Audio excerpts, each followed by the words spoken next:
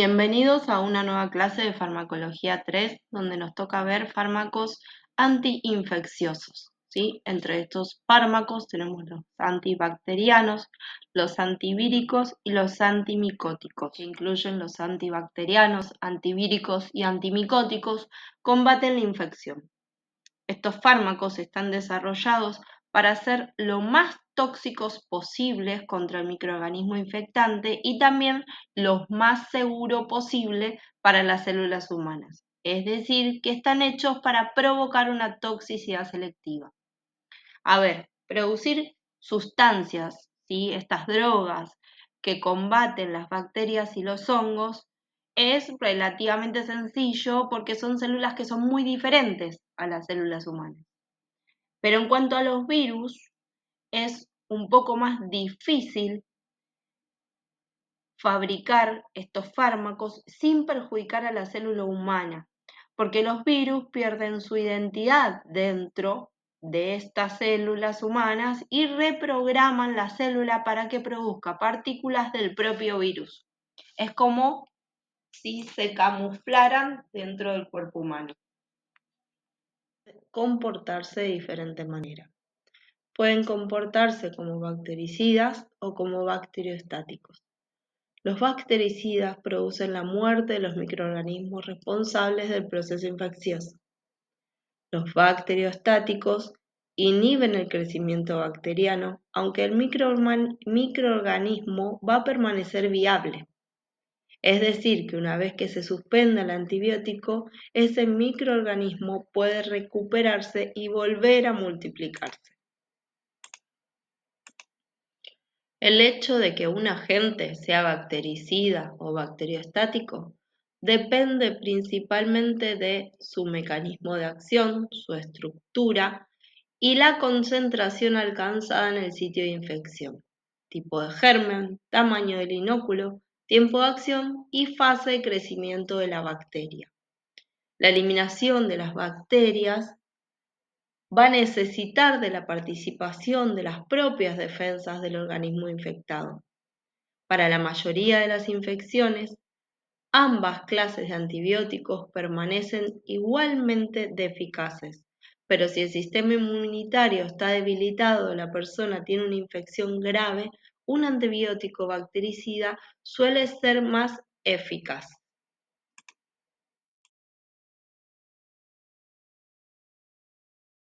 De antimicrobianos en el mercado y el número va a seguir creciendo, obviamente, porque el desarrollo de más mecanismos de resistencia por parte de estos microorganismos se traduce en un esfuerzo mayor para fabricar más y mejores antibióticos. No es necesario contrastar la eficacia de todos los antibióticos para cada aislamiento bacteriano. Los criterios que se siguen para seleccionar qué antimicrobianos ensayan responden a factores de diversa índole, factores microbiológicos, factores farmacológicos, factores del paciente y obviamente a la experiencia anterior referente a los patrones de resistencia antibiótica más habituales para cada especie. Los mecanismos de acción los podemos resumir en los siguientes.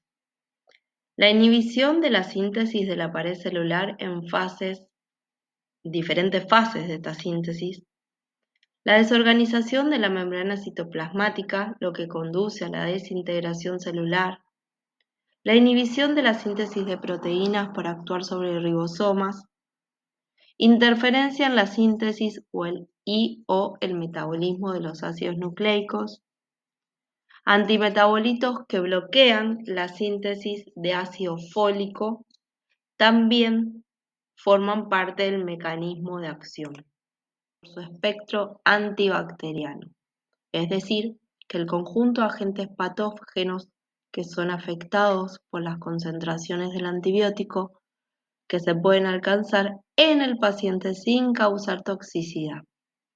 En el momento actual, la inmensa mayoría de los antibióticos actúa sobre varias bacterias y a su vez numerosas bacterias son afectadas por varios antibióticos. Esto obliga a tener que efectuar una elección para el mejor beneficio del paciente, claramente. De esta manera, paralela al progreso en la disponibilidad de nuevos productos, se manifiesta el problema del desarrollo de las resistencias a los mismos. Bajo la presión selectiva de los productos antiinfecciosos se desarrollan gérmenes resistentes sobre los que con frecuencia creciente los antibióticos carecen de acción. Lógicamente, la aparición de resistencias introduce una distorsión en el espectro original del antibiótico y obliga a tener que valorar la sensibilidad del germen a ese mismo antibiótico. Cuando hablamos de administración de los antibióticos, debemos tener en cuenta que para las infecciones bacterianas graves, los antibióticos suelen administrarse primero mediante una inyección, generalmente intravenosa. Cuando la infección está controlada, se puede dar por vía oral.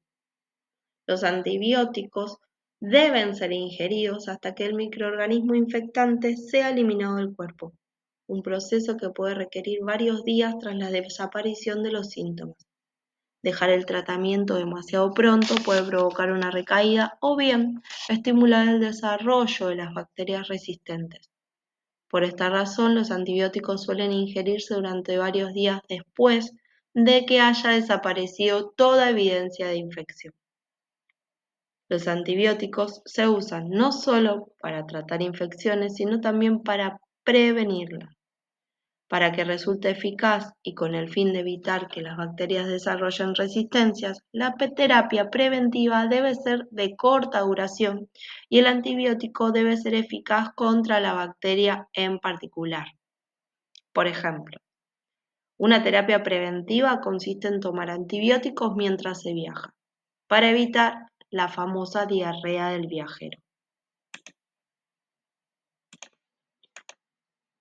Las personas con válvulas cardíacas anormales ingieren antibióticos preventivos de forma rutinaria antes de una intervención quirúrgica, incluyendo la cirugía dental.